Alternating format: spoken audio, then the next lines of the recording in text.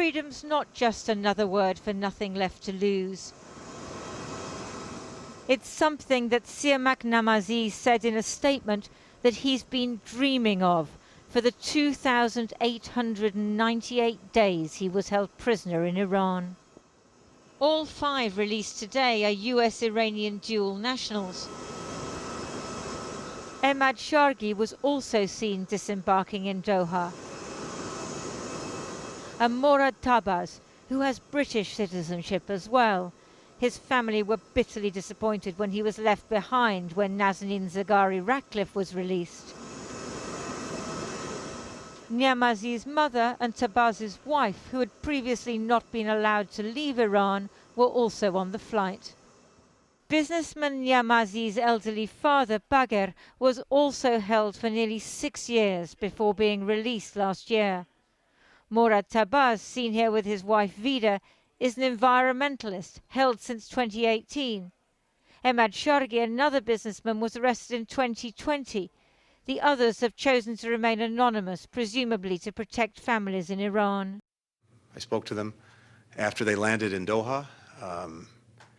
I can tell you that it was, for them, for me, an emotional conversation. This process and the engagements necessary to bring it about, the freedom of these unjustly detained Americans, has always been a separate track in our engagement, or for that matter, lack of engagement, with Iran. So irrespective of what was happening or not happening, for example, in pursuing the effort to return to the nuclear agreement, we've been focused on working independently to bring these Americans home. The Iranian President Ebrahim Raisi left Tehran for the UN General Assembly yesterday.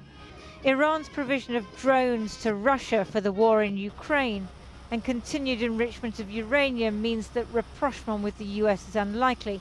The Americans were swapped for 5 Iranians in America accused of sanctions busting, and the release of $6 billion held up by sanctions in South Korea.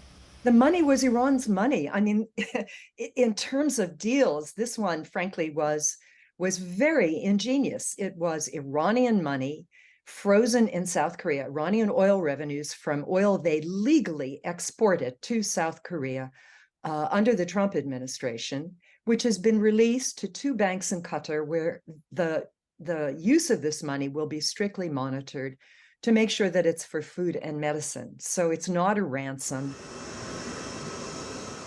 Suffering together creates strong bonds. Siamak Namazi says they will not stop campaigning for other dual nationals and political prisoners still held in Iran.